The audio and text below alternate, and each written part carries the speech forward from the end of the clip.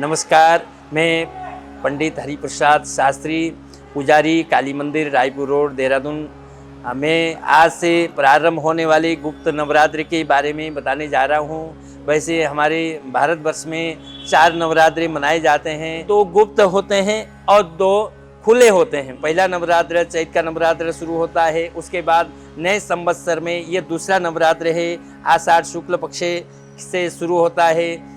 उस दिन शीतला माता की पूजा भी विशेष होती है। उसके साथ इस समय कामाख्या देवी की विशेष पूजा पाठ होती है, क्योंकि वहाँ गुप्त रूप से साधनाएं होती हैं। जितने भी कार्य किया जाता है इसमें गुप्त रूप से किया जाता है, चाहे पूजा हो, चाहे पाठ हो, चाहे कोई भी सिद्धियां हो, वो सब गुप्त रूप से किया जाता है, तब सिद्धि होती है। इस नवरात्रि का खासियत ये है कि इसमें हम बाहर नहीं कर सकते, शो नहीं कर सकते, दूसरे को नहीं दिखा सकते। चाहे दुर्गा सप्तशती का पाठ हो, चाहे कोई सा भी कार्य हो, गुप्त रूप से किया जाता है, उसका अधिक महत्व है। इसलिए हम लोगों को इस नवरात्र में गुप्त रूप से ही पूजा पाठ करना चाहिए। अगर हम लोग उसको गुप्त रूप से न करके वैसे ही खुले रूप में करेंगे, उसका असर कम हो जाता है। जितने भी गुप्त रूप से पूजा पाठ किया जाए उसका ही ज़्यादा महत्व होता है। इस नवरात्र में हमको क्या नहीं करना चाहिए? इस नवरात्र में हमको तामसिक वस्तु नहीं ग्रहण करनी चाहिए, दिन में नहीं सोना चाहिए, किसी के प्रति विशेष करके महिलाओं के प्रति अपमान नहीं करना चाहिए,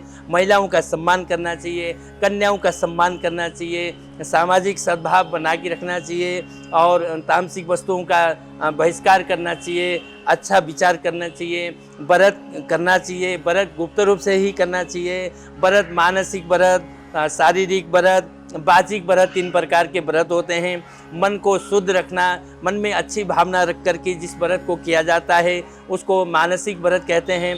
दूसरा वाचिक व्रत होता है, वचन के द्वारा दूसरे को कोई कष्ट न हो, इस तरह से जो व्रत किया जाता है उसको वाचिक व्रत कहते हैं। तीसरा होता है शारीरिक व्रत। व्रत में हम ध्यान नहीं देते हैं कि हम व्रत रखते हैं, परंतु व्रत के दिन में हम किसी को भी कष्ट पहुंचाते हैं। जानवर हो, कीड़े मकोड़े हो, बच्चे हो, किसी को भी, पशु पक्षी को भी हम कष्ट पहुंचाते हैं, तो उससे हमारा व्रत खराब होता है। इसलिए हमको व्रत के दिन में कोई ऐसा कार्य नहीं करना चाहिए जिस कार्य को करने से दूसरे का मन दुख जाए, दूसरे को परेशानी हो, दूसरे को पीड़ा हो। हम चाहे पूजा करते हैं घर में, चाहे घंटी बजाते हैं, चाहे शंख बजाते हैं, चाहे भजन करते हैं, चाहे कीर्तन करते हैं, आरती करते हैं, इस तरह से करना चाहिए कि हमारी पूजा पाठ से किसी की आत्मा को कष्ट नहीं पहुंचे, किसी को परेशानी ना हो, किसी को पीड़ा ना हो। इस तरह से हमारा व्रत अगर रहेगा तो हमारा व्रत सफल होता है।